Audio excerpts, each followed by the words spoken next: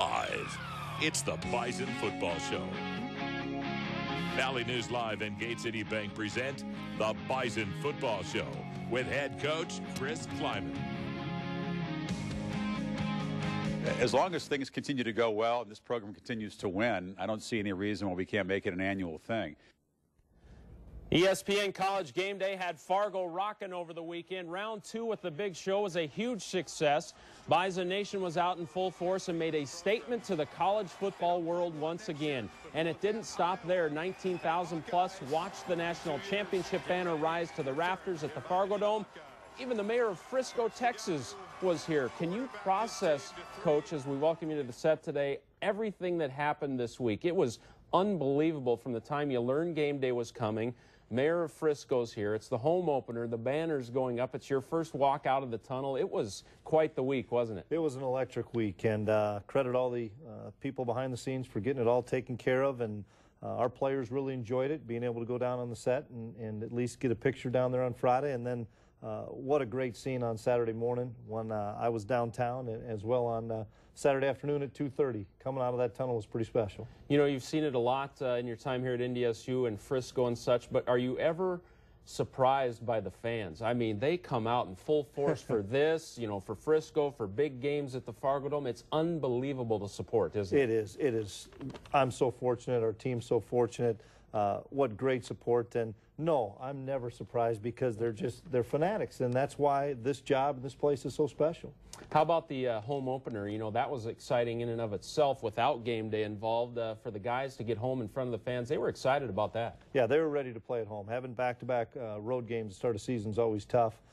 Throw game day on top of your home opener, and it makes for a crazy atmosphere. Well, let's break down the game with Incarnate Word this past weekend. A member of the Southland Conference, a newer program, only been playing football for about 6 years, but they came to Fargo. They wanted to see what it was done at the highest, or how it was done at the highest level, and the Bison gave them a good shot of that right out of the gates. A good special teams play, Coach. Yeah, real excited for C.J. Smith. He's been back there since Christian's been nicked up, and C.J.'s done some really special things back there as a returner. You know, the tight end position's pretty deep as we move to offense. Now you have the ball in the red zone to start the first drive. And Jeff Ilias, a local product out of Lidgerwood, North Dakota, makes a great catch. Yeah, great play by Jeff, great throw by Carson. We've seen a lot of Jeff on scout team last year, and he's a special receiver. 7-0 Bison right out of the gates. It happened quick, too. Now back to defense, nowhere to go for Incarnate Word. Esley Thornton, big play. Yeah, Esley's coming into his own, playing really exceptional football for us, and a great performance by our defense all day long. Hey, Eric Perkins, you know, fought some injuries in fall camp, but he got into the game, has a nice little offensive play here. Yeah, Perk, we just got to keep him healthy. He's got a really nice skill set that he can do some things in the slot, and they had a great run there. You know, Colton Hegel just gets better and better throughout the years. He's great at run support. He just has a nose for the football, doesn't he? Well, he understands offenses. He knew this play was their top play out of that formation, and Higgs is a great tackler.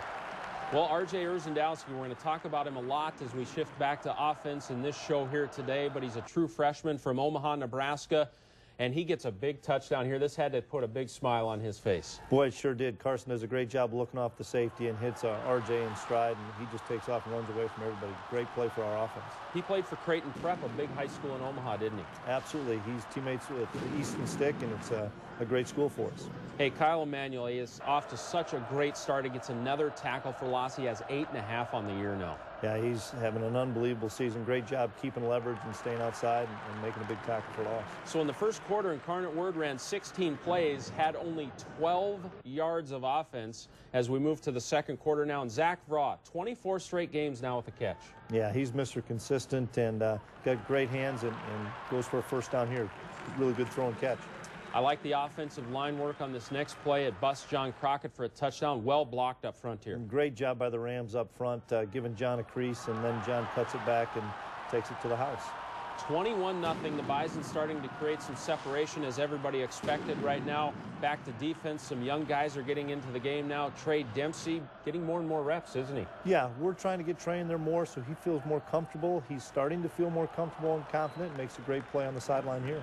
This is the aspect of Carson Wentz's game. Back to the offense now. It's 3rd and 5. He always has this element to tuck it and run, doesn't he? Boy, he sure does, and does a great job of looking downfield, seeing nobody open, and comes and scrambles for a first down.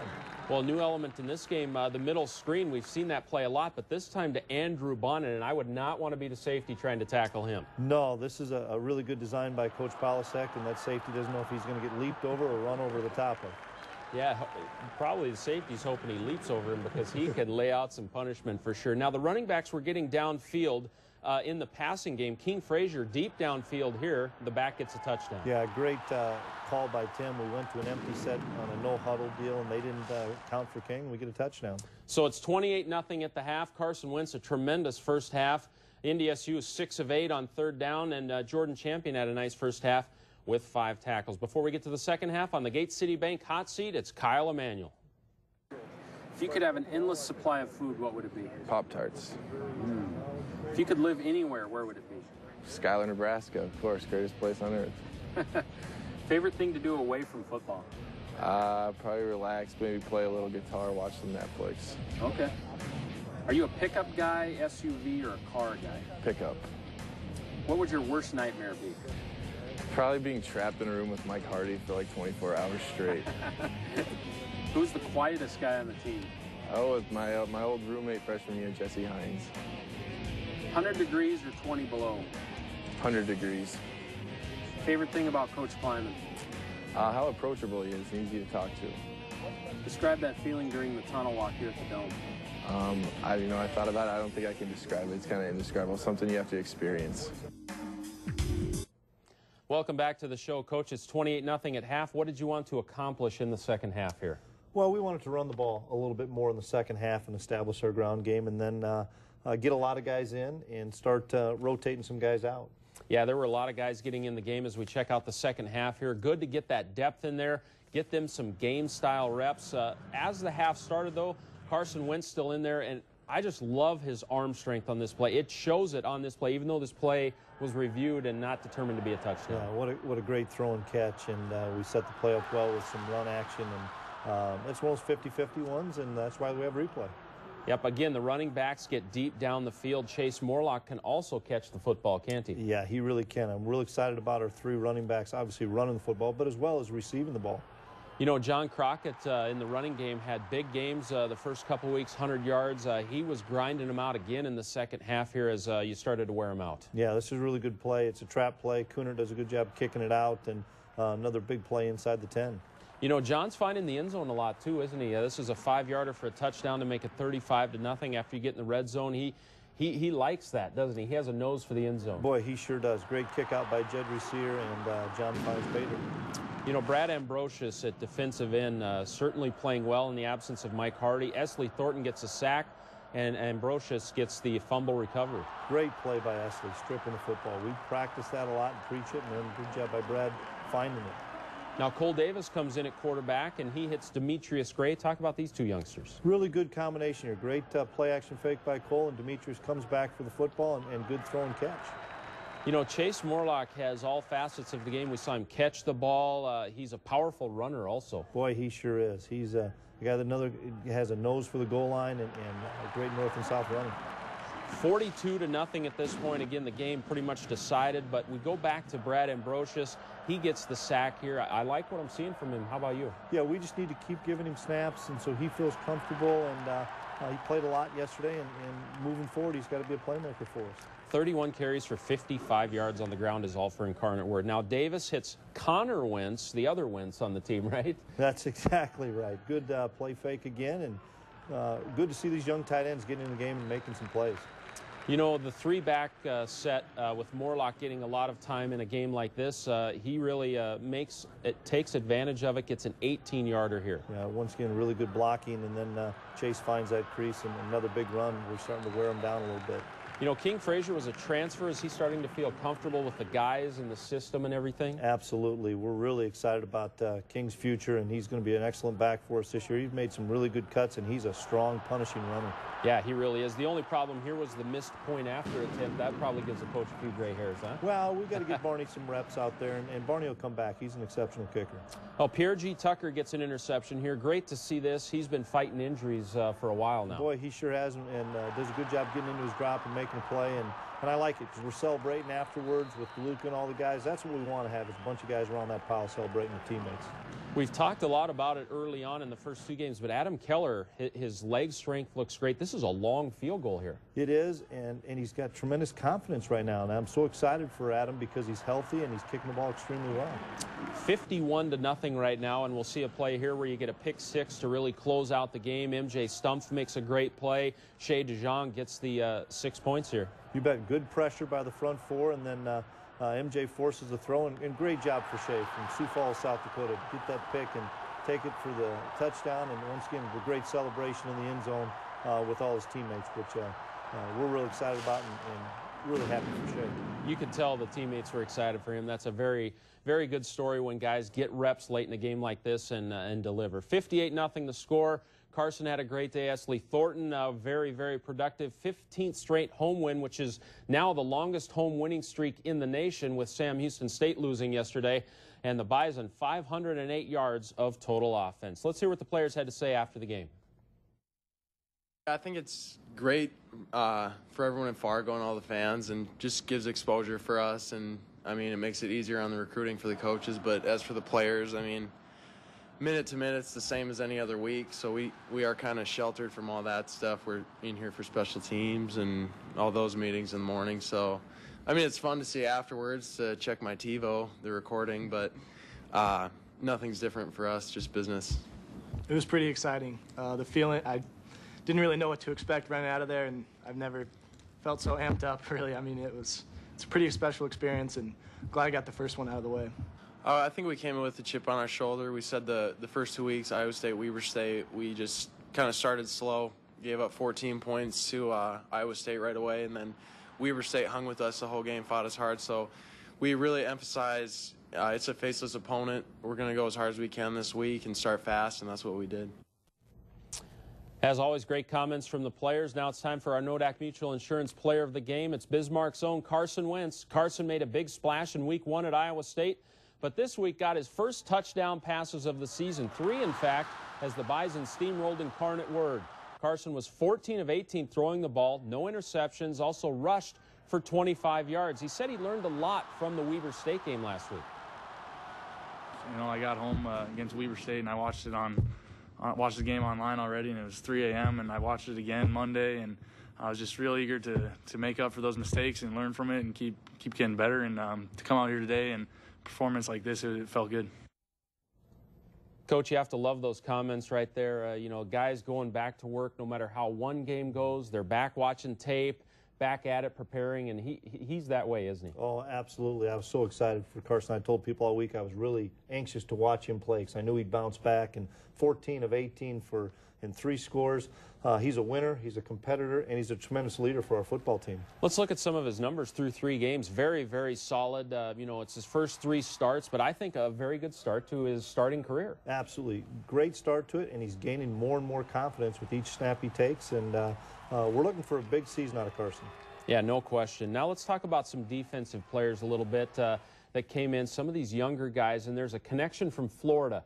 A safety and also you know, a defensive back. We're going to talk about Chris Board, Trey Dempsey. They're both from Florida. Talk about how they ended up here and their progress. They both look very good out there. Yeah, they're getting more reps. They're feeling more comfortable. Our system on defense is not easy to pick up. And actually, Trey, we've been playing at corner and safety since we lost Andrew Smith. So real excited about Trey's progress.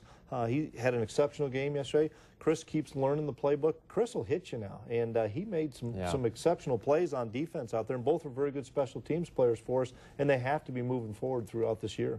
Well, 19 kids from the state of North Dakota on this roster. One of those is MJ Stumpf. He's from Harvey, North Dakota.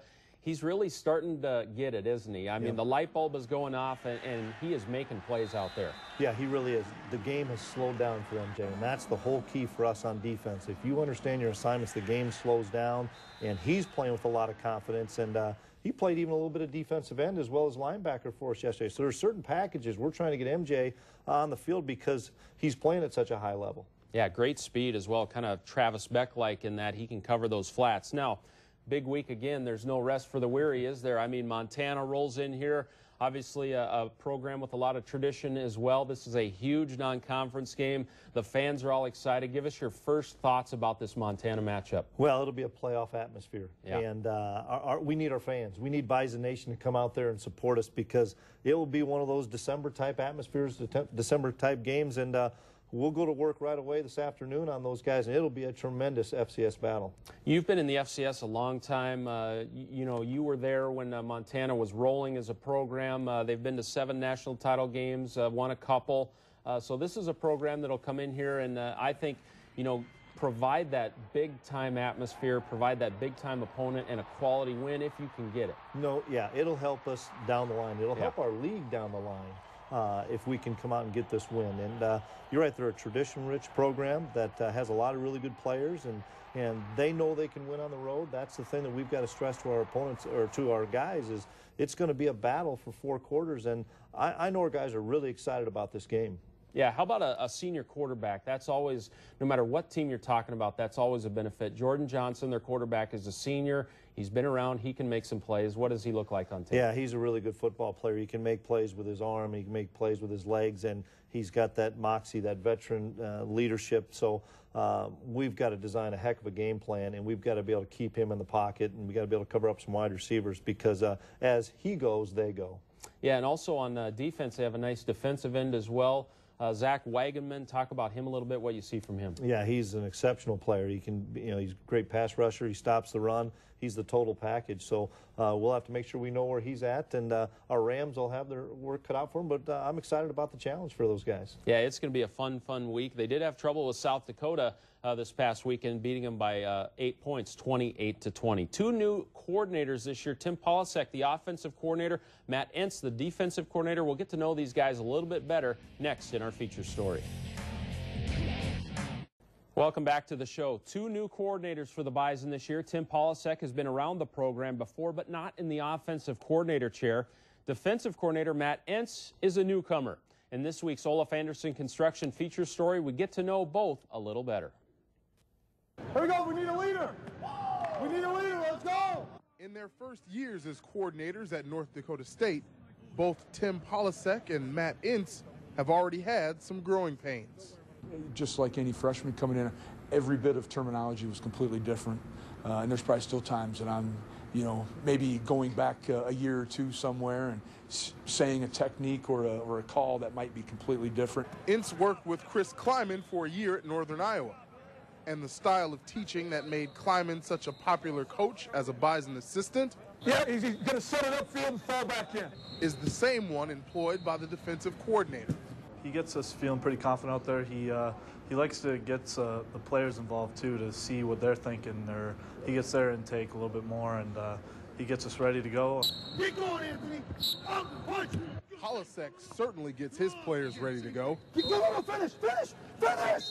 In his second stint with the Bison, the first-time play caller has given the NDSU offense even more variety than in years past, with a vast number of looks. I think the players offensively have embraced the fact that we've really spread the ball around pretty good. I mean, I know in comparisons to a year ago, we're at 15 explosive plays already as an offense, and that's a lot of different guys touching it. We're kind of using things we haven't used much in the past, like unbalanced formations and putting tight ends out where receivers are, and he's just kind of given us more opportunities than we have been the past couple of years. As both men continue to grow in roles that are new to them, there's a very simplistic guideline that they'll follow for the rest of the year. There is a standard. I don't think it's based off of last year as a baseline. I think it's just based off of tradition and knowing that we're going to try to execute to the best of our ability, teach sound fundamentals, and then play with unbelievable effort. For the Bison Football Show, I'm Jamal Spencer.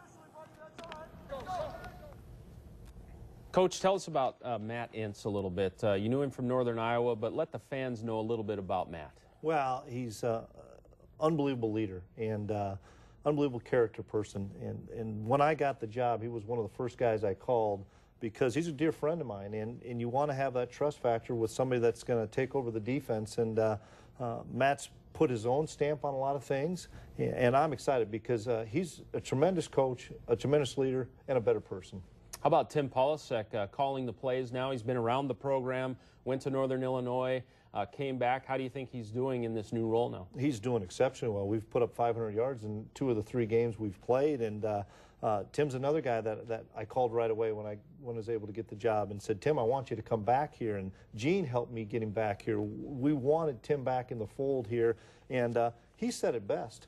He came back here for Saturdays, and his hair still stands up on his neck when he comes out for a game with our pregame. So Tim's done an unbelievable job, and I look forward to both those guys continuing to keep the offense and defense rolling as the season goes. Great to have them both in the program. Well, in this week's Peterson Farm Seed Future Crop of Bison, true freshman wide receiver R.J. Urzendowski has burst onto the scene. This weekend he hit the end zone for the first time and had 3 catches for 82 yards. Urzendowski comes from a big high school program, Creighton Prep in Omaha, and his goal was to play right away. I thought I had a chance. I mean, that was my goal, but I knew I'd have to pass some guys up, and I just kind of took it one day at a time and just did my best every day. I knew I had to learn. I knew I would have to learn quickly. But I thought I had a chance, and I thought once I got here and was able to perform, I showed what I could do. RJ's doing well, isn't he? He looks like he belongs out there, and he's a true freshman. Yeah, and he said it best. I had to learn things quickly, and when you only have the month of August to get ready to see if you can contribute, you've got to be able to pick things up mentally, and that's where the freshmen sometimes struggle. Physically, he's got all the tools, but mentally, he showed us that he could pick up our offense, and we're going to have him for the next 4 years. We're excited. That is exciting. Stay with us. We'll talk more about the Montana Grizzlies and this big matchup this week. Well, it's going to be one of the bigger non-conference games ever in the Fargo Dome. 1 versus potentially number 3. Looks like they might move up to number 3 Saturday at 2:30. Coach, this is just very, very exciting, isn't it? It really is. You look at our non-conference schedule, and everybody was going to circle that game, and it's potentially 1 versus 3. It'll be a playoff atmosphere, and our kids are really excited, and I know our fans will be too. Enjoy it, everybody. It's going to be a fun week. We'll see you at the Fargo Dome, and we'll recap that Montana game here next week.